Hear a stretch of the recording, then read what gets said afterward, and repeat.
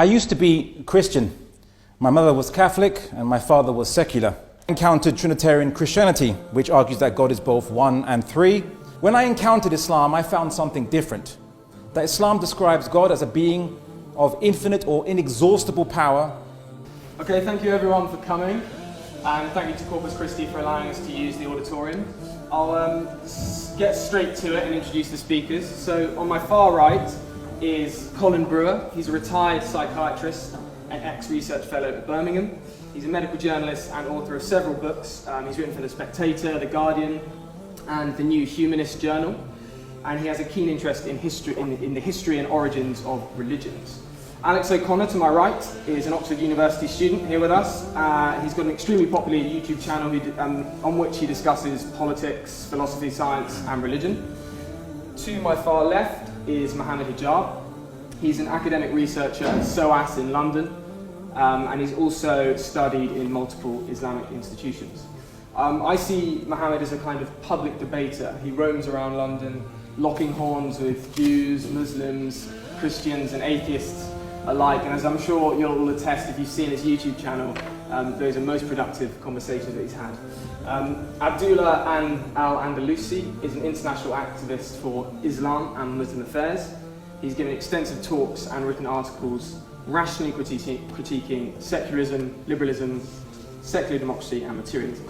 He's also the co-founder of the public discussion forum, the Muslim Debate Initiative, that promotes open dialogue and critical thought.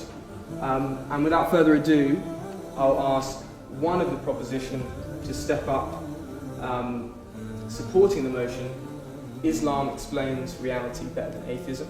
Okay, thank you. Thank you.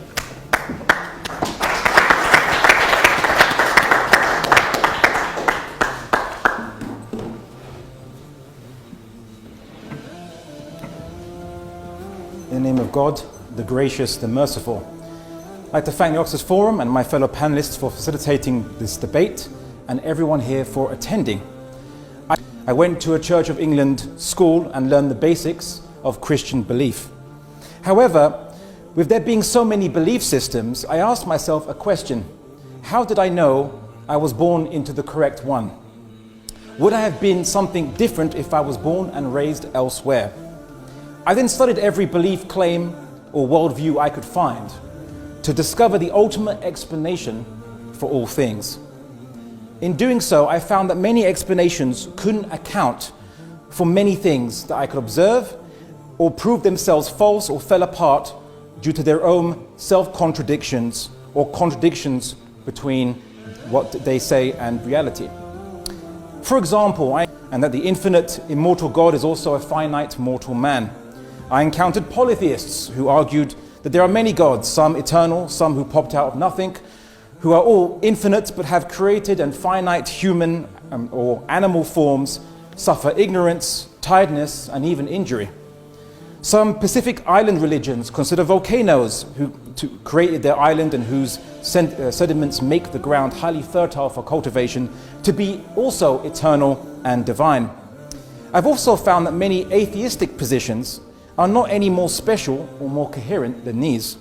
For example, many materialistic worldviews argue that the universe which we see, which is finite, limited and changing, is also somehow infinite and eternal at the same time. You just can't see it. Other atheist positions argue that the universe ultimately popped out of nothing, albeit with precisely measured amounts of energy, but no cause to determine that measure. Of course, there are also atheistic worldviews like types of Buddhism, which goes to show that atheism doesn't preclude spirituality, just God, and who possesses intentionality or will. He has no human or animal attributes, forms, natures, or appetites. Islam teaches that God is genderless, does not experience tiredness or ignorance, and exists without peer. Surah Ikhlas of the Quran makes clear, Bismillahir-Rahmanir-Rahim, Qul huwa Allahu ahad. Say God is one, Allahu samad. The self-sufficient, lam yalid wa lam yulad. He does not reproduce, nor was he reproduced. Wa lam yakul lahu kufuwan ahad. There is nothing like him, which means he is without partner, because if there were other infinite gods, they would all limit each other and all would not be infinite or gods at all. This is the Islamic concept of God, a pure indivisible oneness, a cause and initiator for all things, a divine unity behind the multitude of created things. And it is the only explanation that is without contradictions and circular reasoning and does not need to appeal to any mystery to hide faults it simply doesn't have.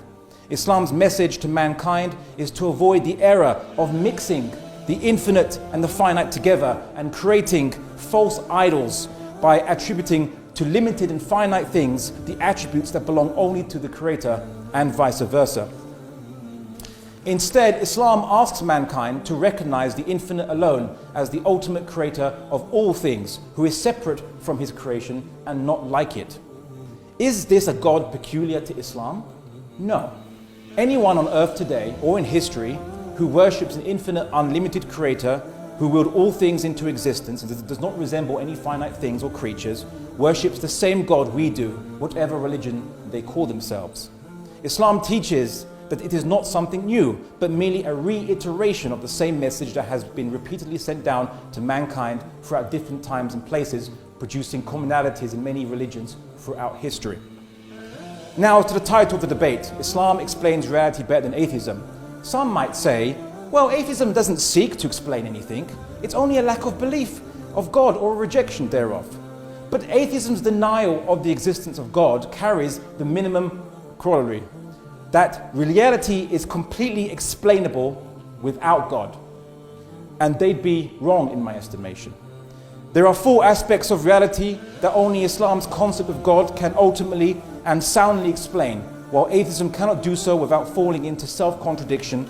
And these aspects are change, matter, finitude, and specificity. Atheism rejects the only sound explanation for change.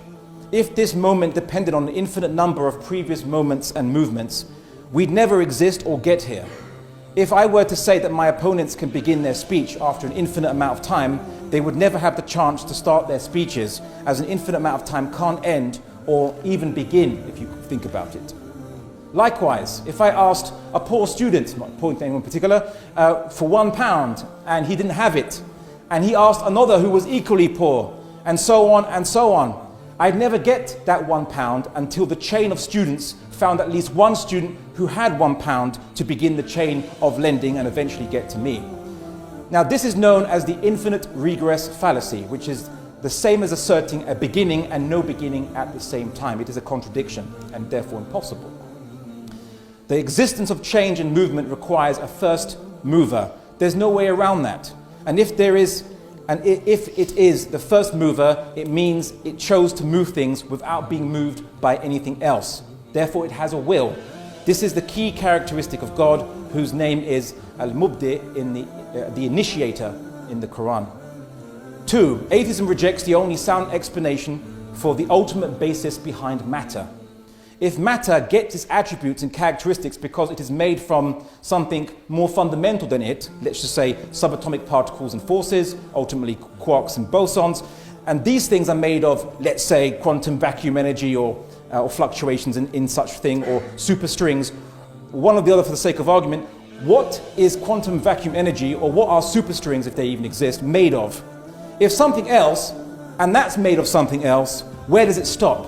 If it has no end, then nothing would exist. It's like saying a branch is held aloft from the ground by an infinitely tall tree, or a pond has no bottom to hold up the water, despite the water being at a specific level.